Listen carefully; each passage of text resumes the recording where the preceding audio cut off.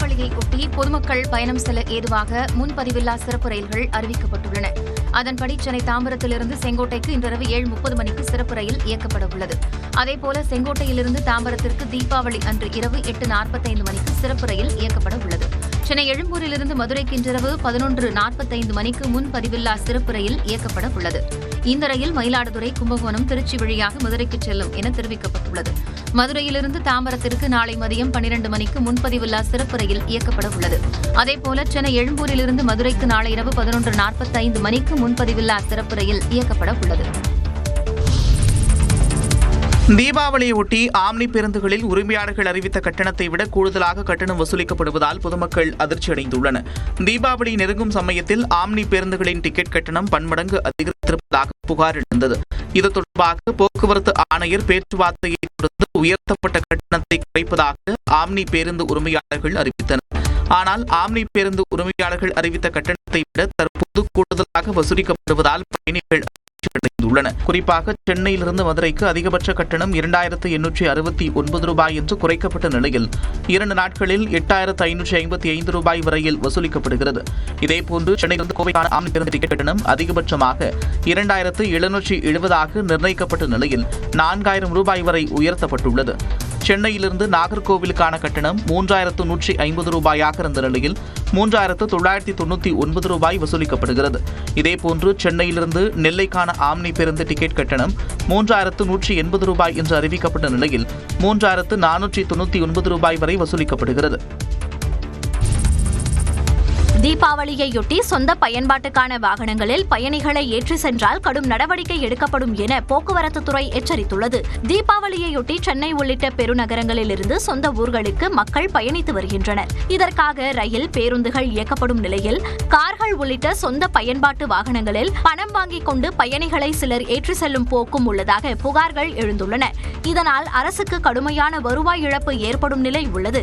இந்த நிலையில் சொந்த பயன்பாட்டு வாகனங்களை சட்டத்திற்கு புறம் வாடகைக்கு விட்டால் கடும் நடவடிக்கை எடுக்க போக்குவரத்து துறை உத்தரவிட்டுள்ளது. சம்பந்தப்பட்ட வட்டார போக்குவரத்து அலுவலர்கள் வாகன தணிக்கையில் ஈடுபட்டு முறைகேடாக இயங்கும் வாகனங்களை கண்டறிந்து அபராதம் விதிக்க உத்தரவிடப்பட்டுள்ளது. விதிகளை மீறி இயங்கும் வாகனங்களுக்கு அதிகபட்சமாக 25,000 ரூபாய் வரை அபராதம் விதிக்கப்படும் என எச்சரிக்கை விடுக்கப்பட்டுள்ளது. தீபாவளி பண்டிகையை முன்னிட்டு தமிழ்நாட்டின் பல்வேறு பகுதிகளில் ஆடுகளின் விற்பனை களை கட்டியுள்ளது. விழுப்புரம் மாவட்டம் செஞ்சியில் உள்ள வார ஆட்டுச் சந்தையில் 10 கோடி ரூபாய் அளவிற்கு ஆடுகள் விற்பனை நடைபெற்றுள்ளது. வியாபாரிகள் ஆடுகளை போட்டி போட்டுக் கொண்டு வாங்கிச் சென்றனர்.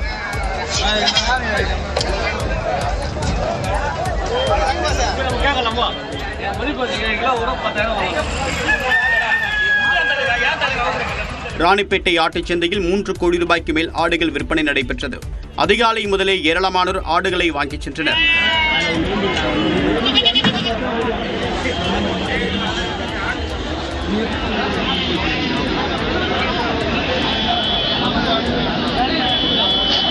மதுரை மாவட்டம் திருமங்கலம் ஆட்டுச் சந்தையில் 7 கோடி ரூபாய்க்கு மேல் ஆடுகள் விற்பனையாகின. ஆடுகளை வாங்க பல்வேறு மாவட்டங்களிலிருந்தும் வியாபாரிகள் வந்திருந்தனர்.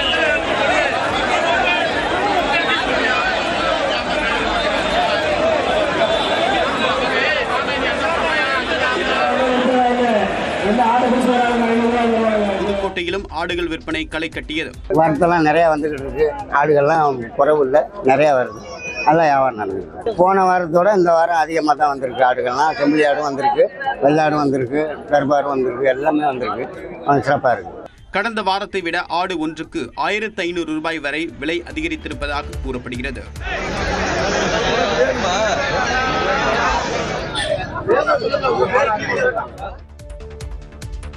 ஆணையத்தின் பரிந்துரையின்படி ஆணவ கொலைகளை தடுக்க சட்டம் இயற்றப்படும் என முதலமைச்சர் தெரிவித்திருக்கிறார். ஆணவ படுகொலைக்கு எதிராக சட்டம் இயற்றுவதற்கு பரிந்துரைகளை வழங்க தனி ஆணையம் அமைத்து முதலமைச்சர் மு.க. ஸ்டாலின் உத்தரவிட்டுள்ளார். சட்டப்பேரவையில் பேசிய முதலமைச்சர், சாதிய வேற்றுமைகள் விதைக்கப்பட்ட உடனேயே தமிழ் மண்ணில் ஒற்றுமைக்கான குரல்களும் ஒலிக்கத் தொடங்கியதாக கூறினார். மேலும் ஆணவ கொலைகளுக்கு காரணமானவர்களுக்கு கடுமையான தண்டனை வழங்கப்பட்டு வருவதாகவும் குறிப்பிட்டார். ஆணவ படுகொலை நடைபெறும் போது அது தொடர்பான வழக்குகள் அனைத்திலும் கடுமையான பிரிவுகள் பயன்படுத்தப்பட்டுள்ளன. ஆனால் இப்படுகொலைக்கு சாதி மட்டுமே காரணமல்ல, இன்னும் பல காரணங்களும் இருக்கின்றன. எதன் பொருட்டு நடந்தாலும் கொலைதான். அதற்கான தண்டனைகள் மிக மிக கடுமையாக தரப்பட்டு வருகின்றன. ஆணவ கொலைக்கு பின்னால் ஆண் ஆதிக்கம் இருப்பதாக முதலமைச்சர் சுட்டிக்காட்டினார். மேலும் ஆணவ கொலைகளுக்கு முற்றுப்புள்ளி வைக்கப்பட வேண்டும் என்றும் கூறினார். சீர்திருத்த பரப்புரையும் குற்றத்திற்கான தண்டனையும் வாளும் கேடயமாக முன்னெடுக்கப்பட வேண்டும். இது குறித்து தேவையான பரிந்துரைகள் அளிப்பதற்காக ஓய்வு பெற்ற உயர்நீதிமன்ற நீதிபதி திரு KN பாஷா அவர்கள் தலைமையில் சட்ட வல்லுநர்கள், முற்போக்கு சிந்தனையாளர்கள், மானுடவியல் அறிஞர்களை கொண்ட ஒரு ஆணையம் அமைக்கப்படும் என்பதை என்னுடைய முக்கியமான அறிவிப்பாக இம்மாமன்றத்தில் அறிவிக்கிறேன். இந்த ஆணையம் அரசியல் கட்சிகள், சட்ட வல்லுநர்கள், சமூக செயற்பாட்டாளர்கள், பாதிக்கப்பட்ட மக்கள் உள்ளிட்டோரிடம் கருத்துக்களை பெற்று அரசுக்கு பரிந்துரைகள் வழங்கும் என்றும் அந்த பரிந்துரைகளின்படி தனிச்சட்டம் கொண்டுவர தேவையான நடவடிக்கை எடுக்கப்படும் என்றும் முதலமைச்சர் மு.க. ஸ்டாலின் உறுதியளித்துள்ளார்.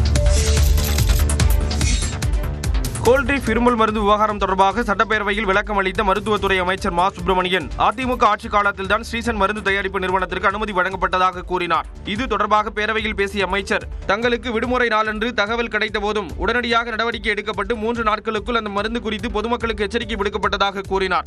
மேலும் உயிரிழப்பு நடந்த பின்பு தாமதமாகத்தான் தங்களுக்கு தகவல் வந்தது என்றும் அமைச்சர் குறிப்பிட்டார். 4ஆம் தேதி மத்திய பிரதேசத்திலிருந்து 25 நாட்களுக்கு பிறகுதான் 4ஆம் தேதி இறக்குது குழந்தை. 4/9/2025 ஒரு குழந்தை இறக்கிறது.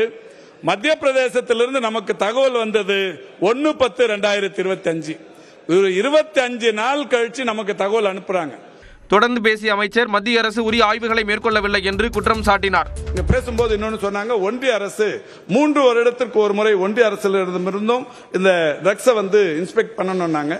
தொடர் ஆய்வு அவங்களும் மேற்கொள்ள இந்த கடந்த ஒரு 6 ஆண்டுகளாக ஒன்றிய அரசும் இதில் தொடர் ஆய்வு மேற்கொள்ளாதது என்பது ஒரு வருத்தத்திற்குரிய விஷயம். உரிமம் இல்லாமல் யார் மருந்து தயாரிப்பு நிறுவனம் நடத்தினாலும் நடவடிக்கை எடுக்கப்படும் என்றும் அமைச்சர் உறுதியளித்தார். கோவை தொண்டாமுத்தூர் அருகே விளைநிலங்களுக்கும் பொதுமக்களுக்கும் அச்சுறுத்தலாக இருந்த ரோலக்ஸ் காட்டு யானையை பிடித்ததற்கு பொதுமக்களும் விவசாயிகளும் வரவேற்பு தெரிவித்துள்ளனர். தொண்டாமுத்தூரை அடுத்த நரசிபுரம் உள்ளிட்ட பகுதிகளில் விளைநிலங்களை சேதப்படுத்தி வந்த ரோலக்ஸ் யானையை பிடிப்பதற்கு கடந்த 1.5 மாதமாக வனத்துறையினர் பல்வேறு முயற்சிகளை மேற்கொண்டு வந்த நிலையில் மயக்க ஊசி செலுத்தி யானையை பிடித்தனர். பிடிக்கப்பட்ட யானையை ஆனைமலையை அடுத்த கோழியமுதி யானைகள் முகாமில் மரக்கூண்டில் வைத்து தொடர்ந்து மருத்துவக் குழு கண்காணிக்கும் என்று ஆனைமலை புலிகள் காப்பகத்தின் கள இயக்குனர் வெங்கடேஷ் தெரிவித்தார். இந்த யானையை நேற்று நைட் நம்ம மயக்க ஊசி செலுத்தி பிடிச்சிருக்கோம். சார், இப்போ இந்த யானை என்ன சார் பண்ணும்? இப்போ யானையை வரகலியார் நம்ம ஆனைமலை புலிகளுக்கு அப்புறம் வரகலியார் கொண்டு போகிறோம். யாரை கண்டும் அஞ்சாத ரோலக்ஸ் யானையை பிடித்தது மகிழ்ச்சி அளிப்பதாக பொதுமக்களும் விவசாயிகளும் தெரிவித்தனர். தோக்கம் இல்லாமல் பயிர் சாதம் பண்ணி தென்னை தளத்தை நிறைய சாப்பிட்டுச்சுங்க. எங்கள் அண்ணன் தளத்தையும் கூட 100 மரம் சாப்பிட்டுச்சுங்க ஒரே 2-3 மாதத்துக்கு முன்னாடி. இப்போ யானை படிச்சுன்னா எல்லாத்துக்கும் நிம்மதிங்க, வனத்துறைக்கு ரொம்ப நிம்மதிங்க. இன்னும் அச்சுறுத்தலாக இருக்கும் மற்ற யானைகளையும் பிடிக்க வேண்டும் என்றும் பொதுமக்கள் கோரிக்கை விடுத்துள்ளனர். கடலூர் மாவட்டம் வேப்பூர் அருகே மின்னல் தாக்கி உயிரிழந்த 4 பேரின் உடல்களுக்கு தொழிலாளர் நலன் மற்றும் திறன் மேம்பாட்டுத்துறை அமைச்சர் சி.வி. கணேசன் நேரில் அஞ்சலி செலுத்தினார். வேப்பூரை அடுத்துள்ள அரியநாச்சி கிராமத்தில் சிவக்குமார் என்பவரின் விளைநிலத்தில் மக்காச்சோள பயிருக்கு சிவக்குமாரின் மனைவி ராஜேஸ்வரி உரம் வைத்துக் கொண்டிருந்துள்ளார். அதே தோட்டத்தில் கூலி வேலைக்காக சென்று கழுதூர் கிராமத்தை சேர்ந்த கனிதா, சின்ன பொண்ணு என்ற ராஜேஸ்வரி மற்றும் பாரிஜாதம் ஆகிய 3 பேரும் விவசாய பணியில் ஈடுபட்டிருந்தனர். அப்போது திடீர் என்று மின்னல் தாக்கி 4 பெண்களும் சம்பவ இடத்திலேயே உயிரிழந்தனர். தகவல் அறிந்து சம்பவ இடத்திற்கு சென்ற வேப்பூர் போலீசார் இறந்தவர்களின் உடலை மீட்டு பிரேத பரிசோதனைக்காக திட்டக்குடி அரசு மருத்துவமனைக்கு அனுப்பி வைத்தனர். அங்கு வந்த அமைச்சர் சி.வி. கணேசன் இறந்தவர்களின் உடலுக்கு அஞ்சலி செலுத்தினார். உயிரிழந்தவர்களின் குடும்பத்திற்கு தமிழ்நாடு அரசு சார்பில் தலா 5 லட்சம் ரூபாய் வங்கிக் கணக்கிற்கு அனுப்பப்படும் என்று அமைச்சர் அப்போது உறுதியளித்தார். மேலும் இறுதிச் சடங்கு செலவிற்காக உயிரிழந்தவர்களின் குடும்பத்தினரிடம் தலா 50,000 ரூபாய் நிதி உதவியை வழங்கினார். IRCTC இணையதளம் முடங்கிய நிலையில் கவுண்டர்களுக்கு நேரில் சென்றவர்கள் எளிதாக டிக்கெட் பெற்றனர். IRCTC இணையதளம் சுமார் 40 நிமிடங்கள் முடங்கியதால் ரயில்களில் தட்கல் டிக்கெட் முன்பதிவு செய்ய முடியாமல் பயணிகள் பாதிக்கப்பட்டனர். வரும் திங்கட்கிழமை தீபாவளி பண்டிகை கொண்டாடப்படும் நிலையில் சொந்த ஊர் செல்வதற்காக காலை 11 மணி அளவில் தட்கலில் ரயில் டிக்கெட் முன்பதிவு செய்ய ஏராளமானோர் முயற்சித்தனர். ஒரே நேரத்தில் பலர் அணுகியதால் IRCTC இணையதளம் முடங்கியது. இதனால் 1 மணி நேரத்திற்கு IRCTC இணையதளம் வாயிலாக ரயில் டிக்கெட் முன்பதிவு செய்ய முடியாது என்று அறிவிக்கப்பட்டது. அதே சமயம் ரயில் நிலைய கவுண்டர்களில் தட்கல் டிக்கெட் எளிதாக கிடைத்தது. இதனால் பயணிகள் மகிழ்ச்சி அடைந்தனர். ஏற்கனவே வீட்டில் ட்ரை பண்ணுறாங்க, சைட் கிடைக்கல, நெட்வொர்க் இஷ்யூஸ் ஸ்டாப் பண்ணிட்டாங்க. இங்கே கிடைச்சிச்சு. ஆன்லைனில் ட்ரை பண்ண சர்வரே கிடைக்கல, ப்ரீமியம் தக்கால கிடைச்சது எனக்கு டிக்கெட் வந்து ட்ரை பண்ண ப்ரீமியம் தக்கால கிடைச்சது எக்ஸ்ட்ரா 300 ரூபா ஆயிடுச்சு. இந்நிலையில் சுமார் 40 நிமிடங்களுக்கு பிறகு IRCTC இணையதளம் செயல்பட தொடங்கியது. அதன் பிறகும் இணையதளம் வாயிலாக தட்கல் டிக்கெட் கிடைத்ததால் பயணிகள் மகிழ்ச்சியடைந்தனர்.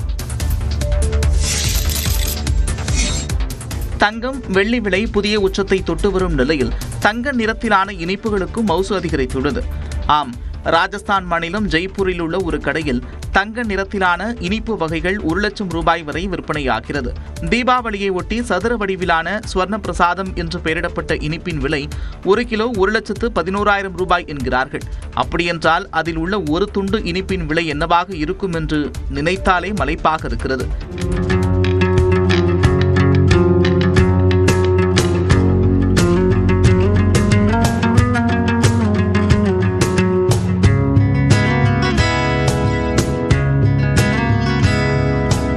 தங்கத்தின் விலை சந்தையில் ஏறுவதற்கு முன்பாகவே எங்கள் ஸ்வர்ண பிரசாத இனிப்பு உங்கள் நாவில் சுவையை கூட்டியிருக்கும் என டேக்லைன் எல்லாம் போட்டு வியாபாரத்தை படுஜோராக நடத்தி வருகிறார்கள் கடை உரிமையாளர்கள். தீபாவளி பண்டிகையையொட்டி திருப்பூர் பனியன் நிறுவனங்கள் 9 நாட்கள் விடுமுறை அறிவித்துள்ளன. திருப்பூரில் பனியன் நிறுவனங்களில் 10 லட்சத்திற்கும் மேற்பட்ட தொழிலாளர்கள் பணியாற்றி வருகின்றனர். அந்த தொழிலாளர்களில் பெரும்பாலானோர் தமிழ்நாட்டின் பல்வேறு மாவட்டங்களையும் வட மாநிலங்களையும் சேர்ந்தவர்கள். எனவே தீபாவளியையொட்டி தொழிலாளர்கள் பலர் தங்களது சொந்த ஊர்களுக்கு செல்வது வழக்கம். தீபாவளி போனஸ் வழங்கப்பட்டுள்ள நிலையில் பண்டிகையை கொண்டாட பலர் சொந்த ஊருக்கு செல்ல தொடங்கியுள்ளனர். இந்நிலையில் தொழிலாளர்கள் திரும்பி வர தாமதமாகும் என்பதால் பனியன் நிறுவனங்கள் தாங்களாகவே முன்வந்து 9 நாட்களுக்கு தீபாவளி விடுமுறை அறிவித்துள்ளன. இதனால் 18ஆம் தேதி முதல் 26ஆம் தேதி வரை திருப்பூரில் பனியன் நிறுவனங்களில் பணியாற்றும் தொழிலாளர்களுக்கு விடுமுறை அளிக்கப்பட்டுள்ளது. இந்த அறிவிப்பு தொழிலாளர்கள் மத்தியில் உற்சாகத்தை ஏற்படுத்தியுள்ளது. அதிக பணி ஆர்டர்களை பெற்றுள்ள நிறுவனங்கள் மட்டும் புதன்கிழமை முதல் வழக்கம் போல் இயங்கும் என அறிவிக்கப்பட்டுள்ளது. தமிழ்நாட்டில் அதிக பரப்பளவில் கட்டப்படக்கூடிய குடியிருப்புகளில் கட்டாய பார்க்கிங் பகுதிக்கான பரப்பளவை தமிழ்நாடு அரசு குறைத்துள்ளது. தமிழ்நாடு ஒருங்கிணைந்த வளர்ச்சி மற்றும் கட்டட விதிமுறைகள் 2019 திருத்தம் கொண்டுவரப்பட்டுள்ளது. கடந்த 10ஆம் தேதி கொண்டுவரப்பட்ட அந்த திருத்தத்தின்படி 3200 சதுரடி அல்லது அதற்கு மேல் கட்டப்படக்கூடிய கட்டடங்களில் 4 கார்கள் மற்றும் 4 இருசக்கர வாகனங்களை நிறுத்த இடம் ஒதுக்கினால் போதுமானது என்று அறிவிக்கப்பட்டுள்ளது. இந்த விதிமுறை மாநகராட்சி, பேரூராட்சி மற்றும் டவுன் பஞ்சாயத்து பகுதிகளுக்கு பொருந்தும் என்று அறிவிப்பு வெளியாகியுள்ளது. 3200 சதுரடிக்கு குறைவான பரப்பளவில் கட்டப்படக்கூடிய குடியிருப்புகளுக்கு முந்தைய விதிமுறையே தொடரும் என்றும் அறிவிக்கப்பட்டுள்ளது. அதன்படி 2 கார்கள் மற்றும் 2 இருசக்கர வாகனங்களை நிறுத்த இடம் ஒதுக்க வேண்டும். முன்னதாக இருந்த விதிமுறைகள் படி பெரிய அளவில் கட்டப்படக்கூடிய குடியிருப்பில் ஒவ்வொரு 75 சதுர மீட்டருக்கும் 1 கார் நிறுத்த இடம் ஒதுக்க வேண்டும். எனவே 5000 சதுரடி குடியிருப்புக்கு 5 கார்களை நிறுத்த இடம் ஒதுக்குவது கட்டாயமாக இருந்தது. இந்நிலையில் தற்போது கொண்டுவரப்படக்கூடிய விதிமுறையின்படி பார்க்கிங் பகுதியை குறைவாக ஒதுக்க வழிவகை செய்யப்பட்டுள்ளது. இதனால் குடியிருப்புகளில் கூடுதல் அறை, படிக்கட்டு உள்ளிட்டவற்றை கட்ட வசதியாக இருக்கும் என்று கட்டுமான நிறுவனங்கள் தெரிவித்துள்ளன. ஆனால் பார்க்கிங் பகுதி குறைந்ததால் பொதுமக்கள் சாலையோரம் தங்களுடைய வாகனங்களை நிறுத்துவது அதிகமாகும் என்று கூறப்படுகிறது. கர்நாடகாவில் விவசாயி ஒருவரை புலி தாக்கிய அதிர்ச்சி காட்சிகள் வெளியாகி இருக்கின்றன.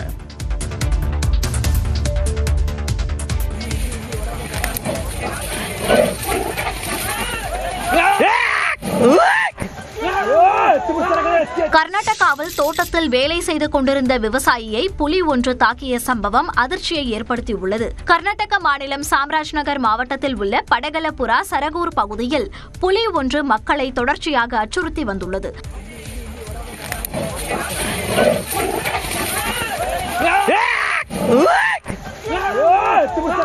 பொதுமக்களின் தொடர் புகாரை அடுத்து அப்பகுதியில் புலியை தேடும் பணியில் வனத்துறையினர் ஈடுபட்டு வந்தனர்.